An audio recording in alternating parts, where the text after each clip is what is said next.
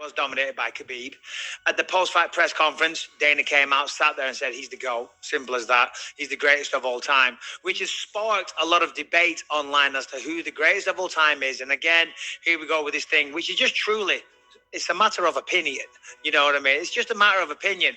But Jon Jones, who is definitely in everybody's conversation, maybe he is, maybe he isn't because of the steroids. You know what I mean? But either way, Jon Jones' name has to be brought into the conversation. And he was not a happy camper on Saturday night. I don't know if you saw the tweets. I did. I don't know if we can bring any of those tweets up, but he was just going on and on and on that he was disrespected. He was trying to be respectful at first. He was trying to be like, congrats, Khabib, but he was just like, he couldn't handle it. His ego got in the way. Yeah, and then he came out and he was saying, listen, I've worked so hard for 15 years. I've had, I forget how many title fights, 15 title fights. He said Khabib had fourth. That was his fourth world title fight. I've had 15 and I've won them all. And you're going to put Khabib in there before me? But you got to remember, Jon Jones tested twice? Tested positive twice for steroids. And I don't know. What do you think? Do you think that takes you out of the conversation? I want to congratulate Khabib for an outstanding career. I know he made his father, along with millions of fans around the world, just incredibly proud today. God continue to bless him on his journey. That's not the tweet I was looking for, but it's very nice. And then it continues. It went downhill from there. But then he was just a little pissed off that he wasn't getting the respect. Yeah, I can actually pull up the tweets if you want. I think Harrington actually put them in that email. Yeah. So why don't I do that in the meantime? I mean, we don't need to go through them all. He's just pissed off. He was just there Saturday night. He went off on a little bit of a tirade and was like, it's even ridiculous, blah, blah, blah, blah, blah. I mean, look, Jon Jones makes a point. If I'm Jon Jones, I completely understand that side of it. But I think that asterisk is enough to... Asterisk is enough to take Jon Jones out of that number one spot. I'm sorry. And look, if you got caught using steroids a couple of times in your career, and you can definitely erase that. We've already forgiven Jon Jones. We already talk about him like he's in the pound for pound conversation. It's not like we're holding it over his head that much, but give Khabib his due. He's never been caught using steroids. He's a completely untarnished, perfect, unblemished record. It's pretty goddamn impressive what Khabib did. And he only lost 2 rounds throughout the entire course of his career. No controversy, no steroids, was never stripped. You got to remember Jon Jones, and you're right.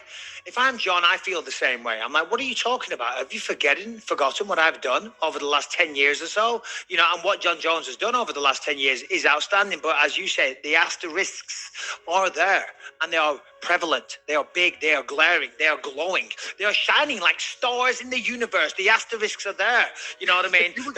Jon Jones looks up into the night sky. He doesn't see stars. He sees asterisks. And Khabib just sees stars. You know what I mean?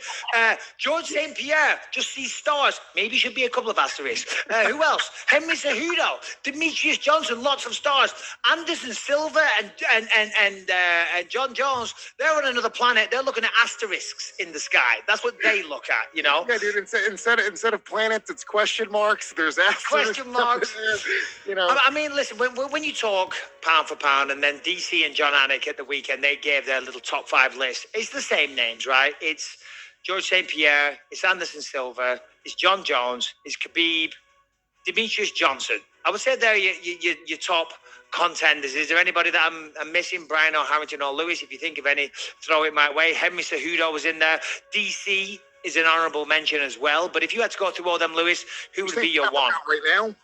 Yeah. I mean, I'd say it has to be Khabib. Khabib has to be number one pound for pound, completely undefeated. There's a real case to make for Adesanya. We talked about that after his last performance. Real incredible. Yeah. I think he still needs a few more big wins. He needs to show the same type of dominance that we've seen from Khabib, from Jon Jones, even Anderson Silva in his heyday. He's just there. But I can see Adesanya coming into that role. Jon Jones needs to erase, and I think we've said this, he's doing it with the heavyweight move. He needs to erase that memory of those asterisks. And once he does that, and I think he can, it's not that crazy. We forgive and forget in the sport, right? Just this is the way that people are just in general. Everyone's very fair weather.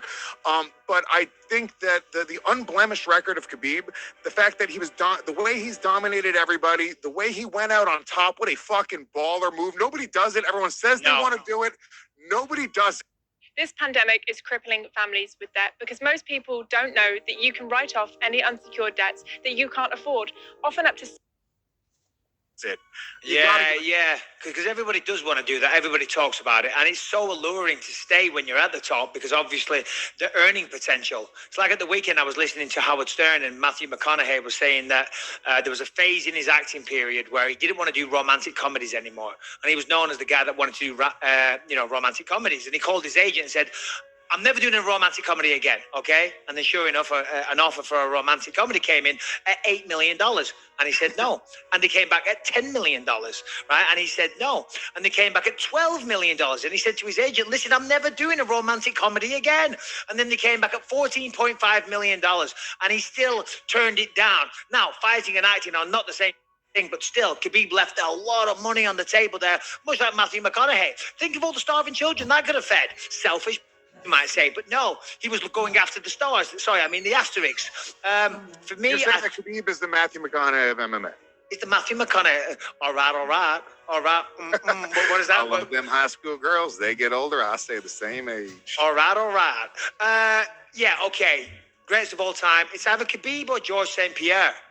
Khabib. He went out on top. He was unbeaten. He only ever lost 2 rounds in his entire career. And I don't think we'll ever see him fight again either, by the way. And I don't even know why I didn't think about George, but it's interesting you bring him up. He's just too inactive. I almost feel like if George just stayed in the sport, he would be right there. Because having losses in your career, I don't think that it means that much, especially if you avenge them. Because George avenged his 2 losses. I mean, not only avenge them, but avenge them and then some. You know what I'm saying? Yeah. Like he put a beat down on Matt Serra. He went and finished Matt Hughes. Essentially, in a weird way, I respect the guy who avenges the loss more than the guy who's never tasted defeat.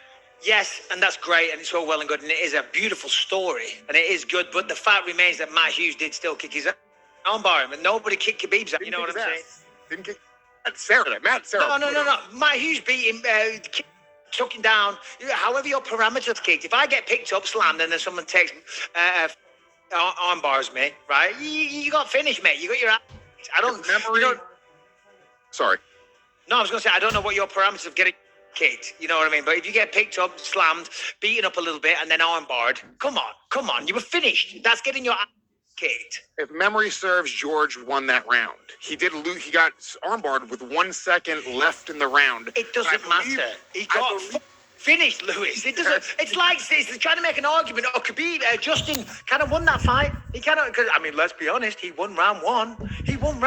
And he was doing okay in round 2 until he got choked out, fucking unconscious. Okay, Lewis, I get your point. You're doing all right.